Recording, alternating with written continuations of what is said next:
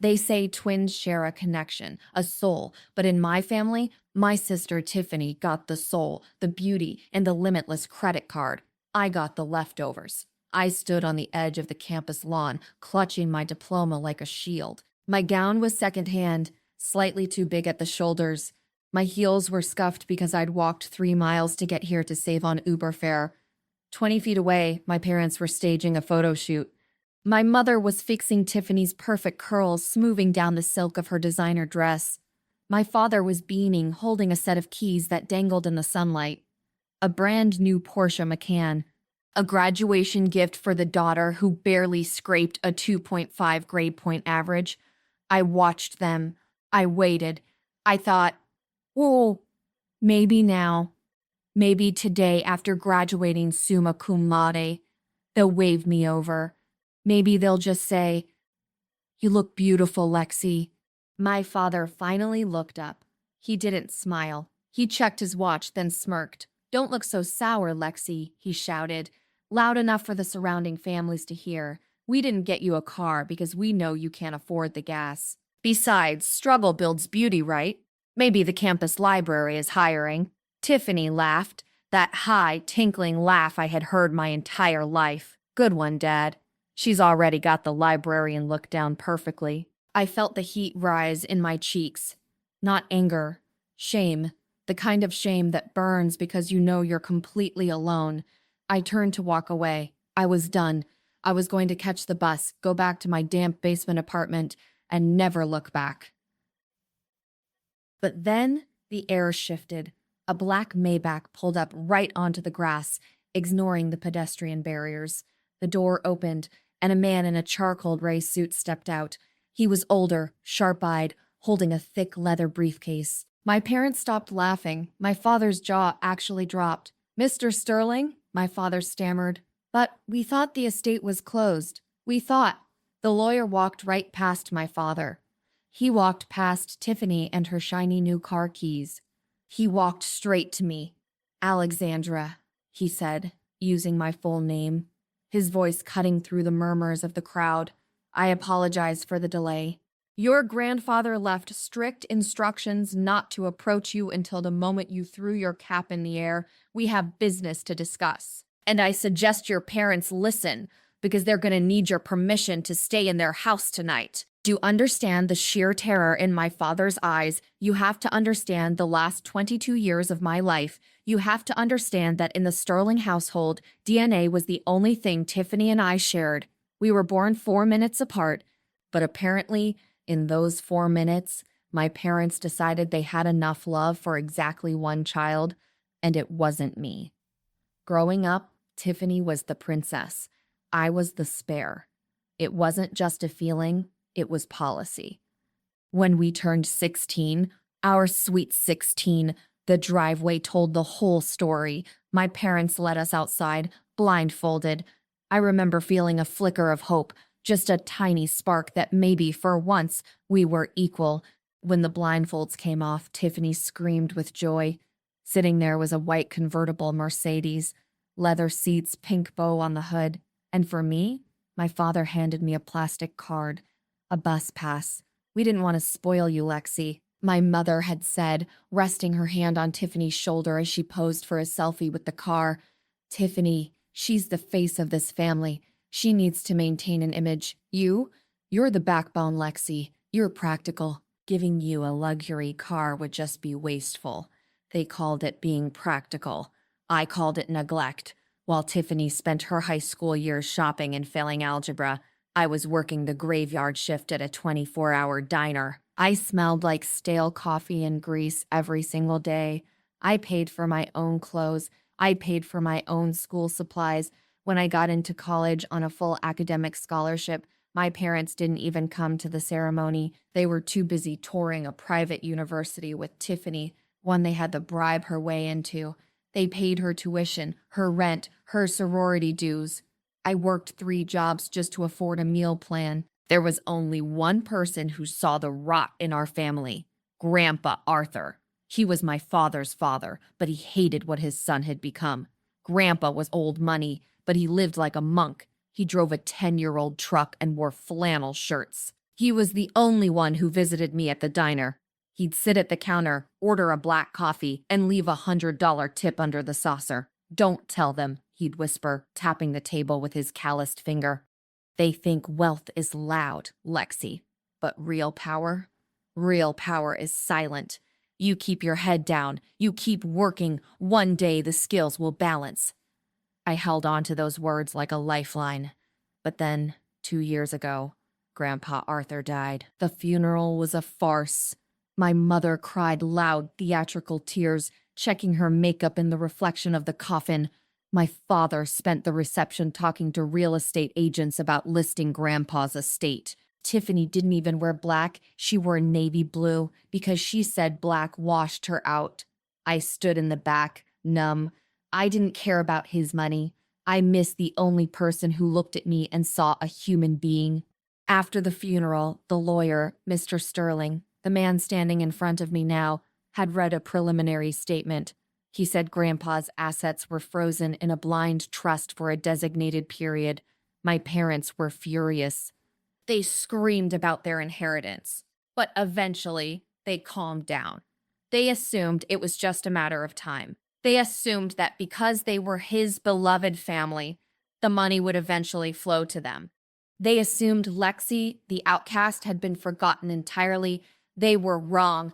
Grandpa didn't forget me. He was just waiting for me to cross the finish line. The breaking point didn't happen on the graduation stage. It happened 7 days ago, in the marble-floored kitchen of my parents' house. I didn't want to go there. God knows I didn't. But I had hit a wall. The university had placed a hold on my degree. I was short $1,500 for my final housing payment. If I didn't clear the balance by Friday, I wouldn't be allowed to walk. I wouldn't get my diploma. 4 years of grinding, starving, and studying would disappear. I had picked up extra shifts. I sold my laptop, lives. I had no restaurant for me. What? I drove to the house I grew up in, a sprawling colonial that looked like a postcard for the American dream.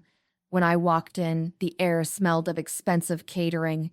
My mother was on the phone with a planner, ordering arrangements for the graduation gala. Yes, she was saying, twirling a glass of rosé. Pink peonies, hundreds of them. It has to look majestic for Tiffany. She hung up and looked at me like I was the maid who had walked in through the front door by mistake. "Lexi," she said, her voice flat, "we're busy preparing for the party. I hope you didn't come to beg." "I need help, Mom," I said, my voice cracking just a little. "Just $1,500. I can't graduate without it. I'll pay you back with interest once I start my job." My father walked in from the patio. He looked at me, then looked at my mother. Then he started laughing. $1,500? He scoffed. "Lexi, do we look like a bank? We're tapped out. This party is costing a fortune. Tiffany's tuition was expensive. We just don't have the liquidity for your little mishaps."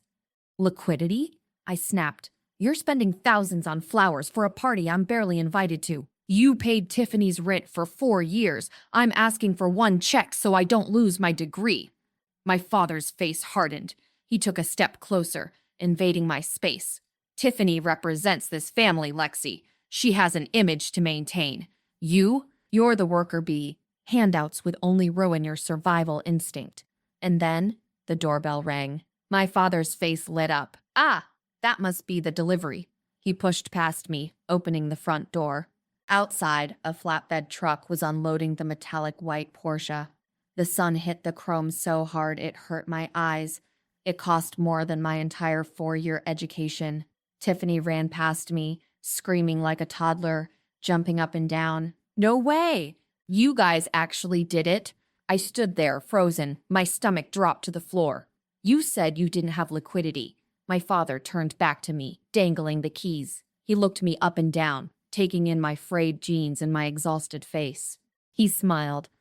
A cold, shark-like smile. "We don't have money for charity, Lexi," he said softly. "We have money for investments. And let's be honest, poverty looks good on you, sweetheart. It fits your aesthetic." I didn't say another word. I didn't scream. I just turned around and walked out. That was the moment the last thread of family snapped. I walked back to the bus stop, numb, not knowing that in 7 days, I wouldn't just be getting that $1,500. I'd be getting everything. The silence that fell over that lawn was heavier than the humid air.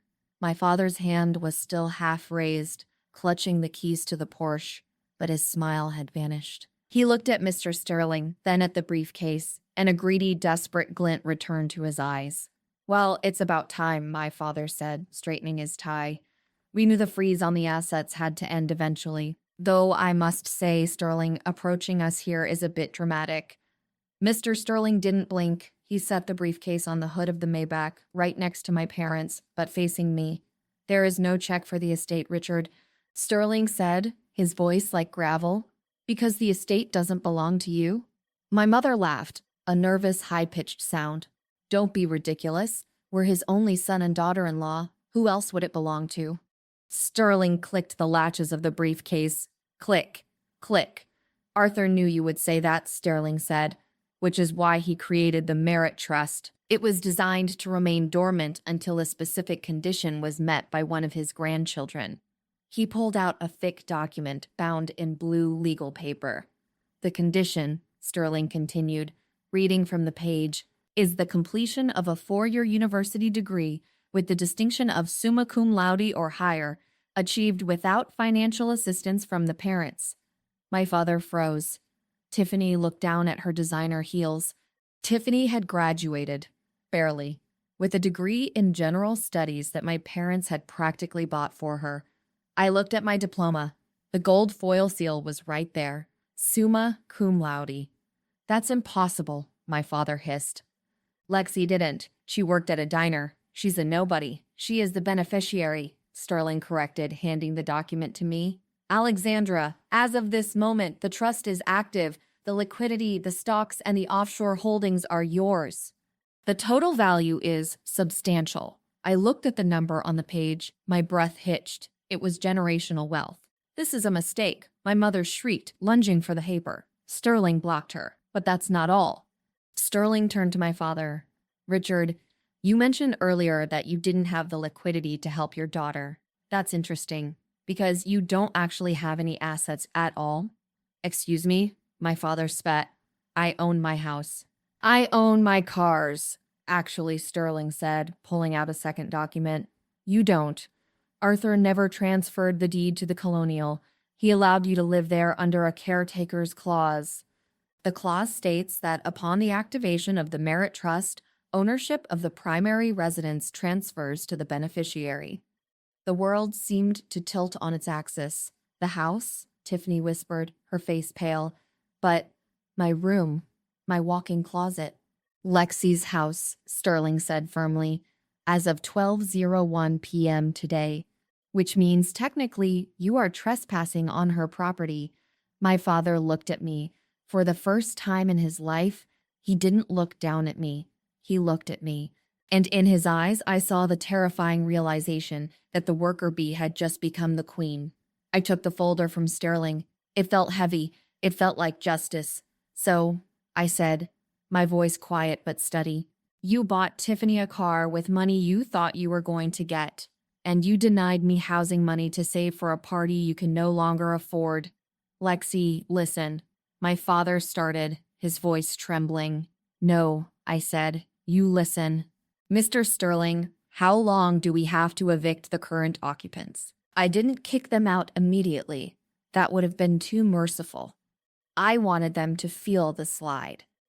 I left the ceremony in the back of Mr. Stilling's Maybach.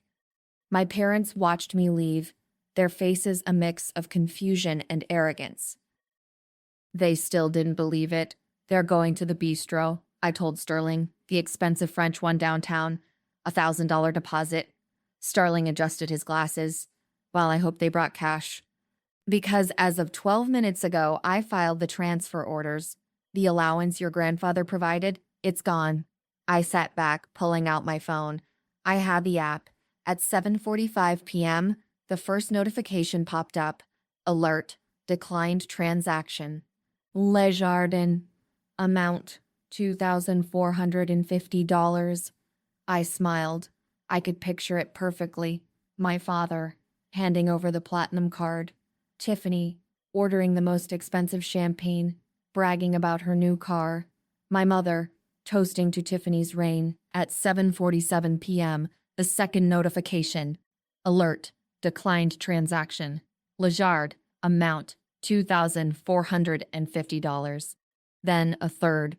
I could imagine the sweat breaking out on my father's forehead.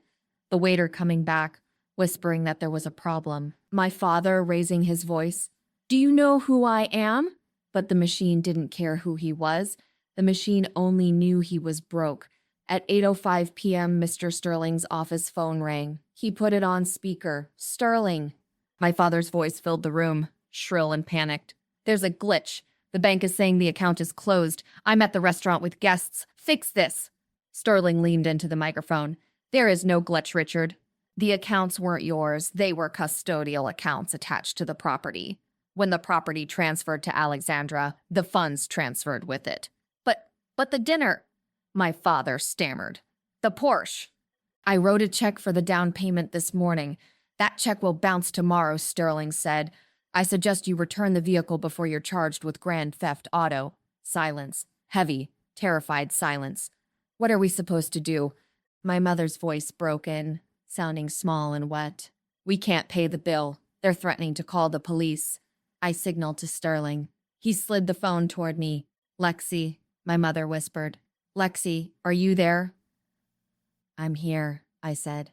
Lexi, please, she cried. It's a misunderstanding. Just tell them to unlock it. Just for tonight. Tiffany is humiliated. Everyone is staring at us. Tiffany is humiliated, I repeated. You mean like I was when you laughed at my shoes? Or when you told me poverty looked good on me? Sweetheart, please, my father begged. We're a family. You're right, I said cold. Families help each other. So here is my help. Wash the dishes. I hear it builds character. I hung up. But I knew it wasn't over. Desperate people don't disappear. They come crawling back. An hour later, my phone buzzed again. A text from Tiffy. Sis, please. Dad is crying in the car. We're coming to your place. We need to talk. I looked at Sterling. They're coming. Do you want security? He asked. No, I said. Let them come. I want to look them in the eye when I close the door. I was back in my basement apartment, a windowless box that smelled of damp drywall. I wasn't staying long. I was packing me life into a single cardboard box, 2 shirts, my laptop, and the framed photo of Grandpa Arthur. That was it. That was everything I owned. When the knock came, it was frantic, a desperate pounding. I opened it. They looked like refugees from a failed gala. My father's tie was undone. My mother's mascara was smeared under one eye. And Tiffany, the princess, looked like she was going to be sick. They didn't wait to be invited. They pushed past me, filling the tiny room with the scent of expensive perfume and panic. Oh, Lexi, my mother breathed, looking around the cramped space. She reached out and touched my arm. My poor baby, living in this squalor. Why didn't you tell us it was this bad? I did, I said. I told you last week when I asked for housing money. You told me poverty built character. We were testing you. My father blurted out, forcing a laugh. It was a test, and you passed. Summa cum laude. We knew you had it in you. That's why we were so tough on you, to prepare you for this moment. For the legacy. He looked around the room, his eyes darting nervously. But the test is over now. We can go home, all of us. We can be a family again. I watched them perform. It was grotesque. An hour ago, I was the worker bee. Now, I was the savior. Then, Tiffany stepped forward. She wasn't smug anymore. She was shaking. She grabbed my hand, her grip tight and clammy. Lexi, listen, she whispered. You have to help me. The car. The dealership took the check. But if it bounces tomorrow, they'll call the cops. And, there's something else. She glanced at our parents, then lowered her voice. I owe money, Lexi. Bad money. I tried to start a fashion brand. I borrowed from loan sharks, dangerous people. If I don't pay them 50 grand by Monday, they're not going to sue me. They're going to hurt me. I looked at my sister, the sister who got the tutors, the sister who got the convertible, the sister who had never heard the word no. She wasn't just broke, she was broken. 50 grand, I repeated. It's nothing to you now. Tiffany pleaded. You have millions. Just write the check, sis. Please, we're twins. My mother stepped in, sensing my hesitation. She went for the nuclear option. Lexi, honey, she cooed. We'll make it up to you. I'll make your favorite dinner tomorrow. That strawberry shortcake you love. We'll celebrate you properly. You're the head of the house now. We respect that. I looked at her hands. Soft, manicured hands. Strawberry shortcake, I said slowly. Yes, she beamed. Just like when you were little. I'm allergic to strawberries, Mom, I said. I went to the ER when I was 6. You drove me. She froze. Her smile twitched. Oh, right. Well, I meant chocolate. I'll make chocolate. I pulled my hands away. They were terrifying. They didn't love me. They loved the access I suddenly had. But I needed to finish this. You want to go home? I asked. You want to settle the debts? Yes, my father exhaled. Yes, sweetheart. Let's go home. Okay, I said. Meet me at the house in an hour. I'll have dinner brought in. We'll settle everything tonight. Tiffany let out a sob of relief. My father clapped me on the back. They rushed out, convinced that the spare had fallen back in line. They didn't know I wasn't going there to pay their bills. I was going there to evict them. The dining room of the Colonial was exactly as they had left it, pristine, cold, and imposing. My parents sat at the mahogany table, hands folded. Tiffany was shaking her leg under the table, rattling the silverware. I stood at the head of the table. Mr. Sterling stood by the door, silent as a statue. So, my father started, we were thinking, for the transfer back to us, we can just keep the deed in your name for tax purposes, but we'll need the accounts unlocked immediately. And the guys, Tiffany hissed. Lexi, the 50 grand. You have the check, right? My mother smiled, pushing a plate toward me. It was empty. There was no dinner. We can discuss the logistics later, she said sweetly. Let's just celebrate the family being back together. Lexi, you've grown so much. We're so proud. I looked at them. For years, I had craved this image. My parents looking at me with respect. My sister needing me. But now, it tasted like ash. I reached into my jacket pocket and pulled out a single white envelope. The room went deadly silent. All 3 pairs of eyes locked onto that envelope.